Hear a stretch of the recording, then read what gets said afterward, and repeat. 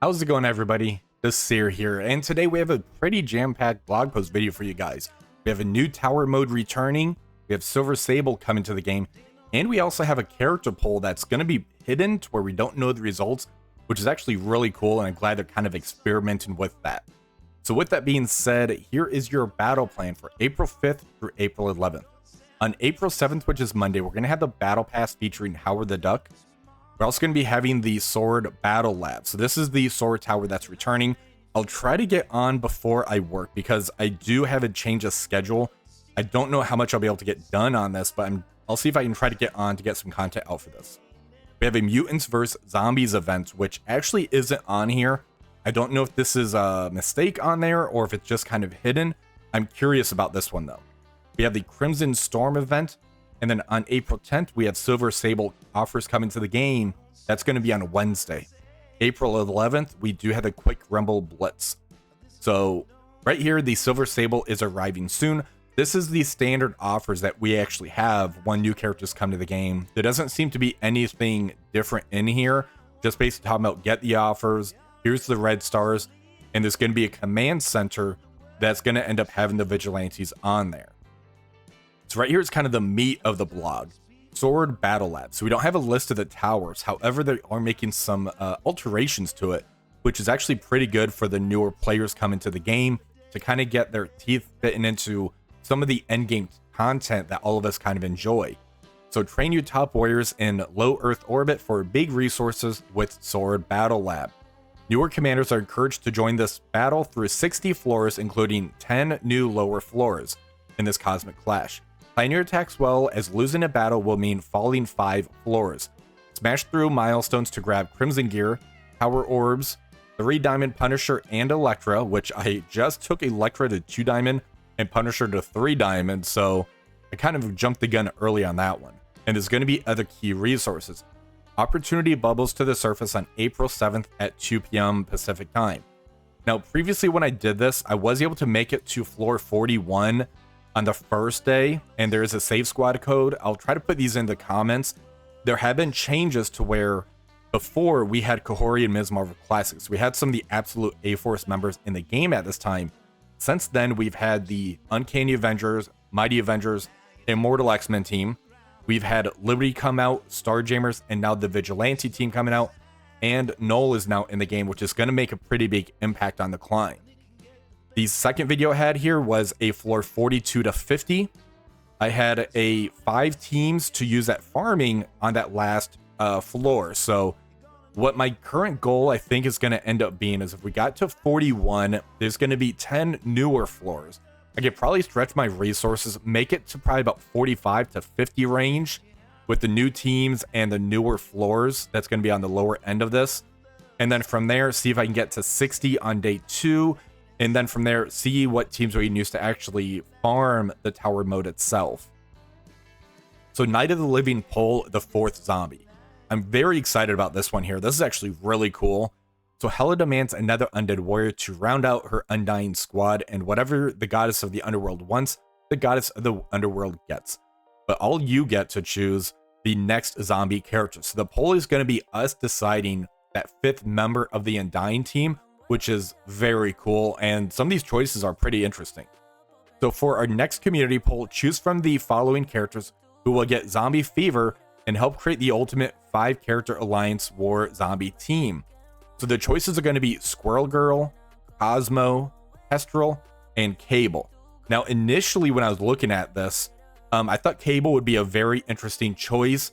There was a zombie version that we can see in the comics here where it's a variant cover of Cable being a zombie. This was Cable 2008 number 7. However, the more I thought about it, I kind of want a zombie Squirrel Girl in the game. Just seeing her as a zombie, and there was also Marvel snaps of her to where she actually looked really cool, and being able to kind of chuck out zombie squirrels, that sounds actually pretty cool. I don't know if I want a zombie dog in the game. That might hit me a little hard, and some other people as well. That could just be me. Zombie Kestrel could be interesting. I think I'm going to be going more for the zombie Squirrel Girl, though.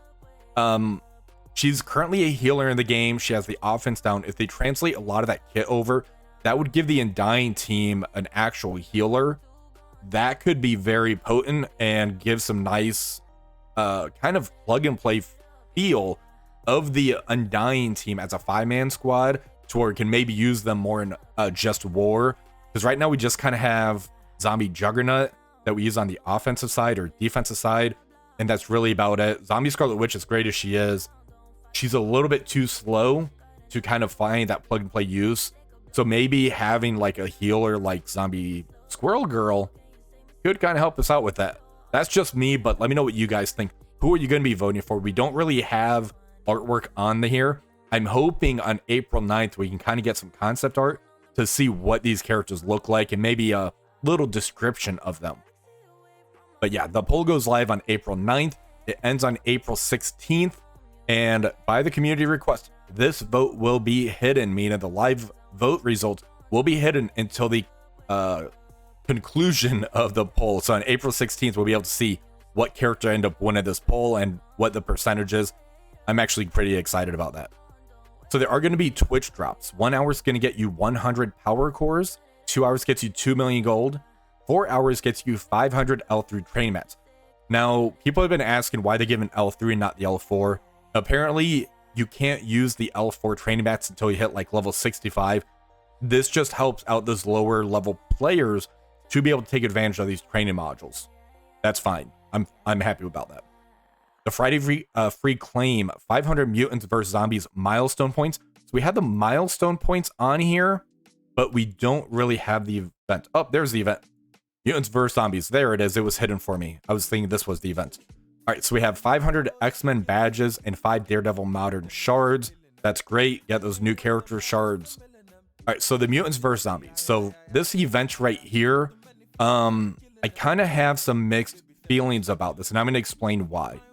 So how to score: battle in Alliance War, earn X-Coin payday orb fragments from the Sword Satellite. So we had to do the Sword Satellite to kind of get the points on this. That's fine. Blitz with Daredevil Modern and Silver Sable. Spend power cores, so hoard your power cores until this event. And open up the 2 exclusive Daredevil Modern Diamond Orbs. So I already opened one up for a previous event. We'll see if I want to end up pushing on this one. The big rewards on here says gear tier 19 pieces and X coins. I do have the charts we're going to be looking at for this. The leaderboard. This is the issue I kind of have with this. So diamonds for Scarlet Witch Zombie, that's fine. Gear tier 20. It's skill gear. We just had an event where we had a massive payout for the skill gear, and they're giving us more. That tells me they really want us to use Vigilante for the city team and not Blade and Oath on there. That's my kind of main issue with it. X-Man in Space reward, Storm's Tiara, and X-Man badges. So if we end up pulling up the chart right here, let me go ahead and remove my camera. So what we have here is, let's scroll over. So open 1 Daredevil Modern or 15,000 points. We can do that twice for 30,000 points. Earn 1 X-Coin payday or fragment from the Sword Satellite. 2 points, no limit on it, so just kind of complete the tower. We don't know what the max point is going to end up being for this. Play 1 war battle, max of 120,000 points. Play 1 battle blitz with Daredevil Modern. You have to start at 5, 6, and 7 stars. Same with Silver Sable. This right here isn't going to be achievable for me. And then spend power core. Then earn 1 mutant versus zombie milestone point. So if we end up taking a look, the Storm's Tiara is at 14. So that's going to end up kind of being the benchmark of the free to play. Hopefully we can get to 15 for that 110,000 extra X coins. It's going to be 3.5 million gear on there, or gold on there. But if we end up taking a look at the leaderboard, the top 4,000 players will be getting 1 diamond Scarlet Witch Zombie. These right here, the Crimson Encoded Data and Crimson Microdot, if I end up going in game right here, let me go ahead and close this out. We have the Crimson Encoded Data and we have the Crimson Microdot. So they are giving us more of the skill gear as opposed to something different like Mutant or maybe Bio. Something of that sort would have gone a whole lot better, I think, because we just had that payout where if you got the top 1,000, you were able to get about 200 of each of these pieces. Now it's at the top 1,500. So they're just really trying to push us to using the skill gear here on the vigilante characters when they're really not that great outside of the raid. So I'm not really planning to use it on that. I'll probably end up taking up my Thanos endgame and Lilandra with that payout. I don't think there's going to be any skill gear I'm looking at in the global section because I still want to take Blade. I still want to take Oath. I'll probably take Punisher, Silver Sable, and maybe Hit Monkey. Those are probably the 3 I'm looking at for City. Then from there, I need to try to get more tech gear, more mutant gear for those other 2 sections of global. But let me know what you guys think. Are you okay with more skill gear? I would prefer a different origin trait. So Command Center Starlight Vigil. Continue visiting the Command Center to check off tasks that reward an X-Man in space.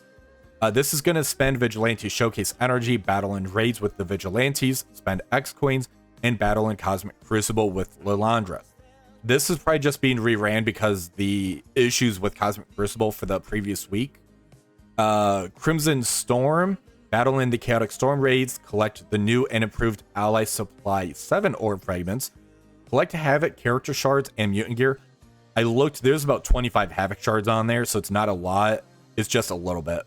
Then the Excellent, which is the Quick Rumble blitz with the Extreme X-Men characters. Let me know what you guys think about this. Who do you plan to actually be voting for with these zombies? This is the most exciting thing for me. That in the tower, I love these tower events, the Theorcraft we could kind of do to kind of climb up to the top of there. But let me know what you guys think. If you did enjoy this video, please remember to like, share, and subscribe to the channel. Until next time, have one for the rest of the day.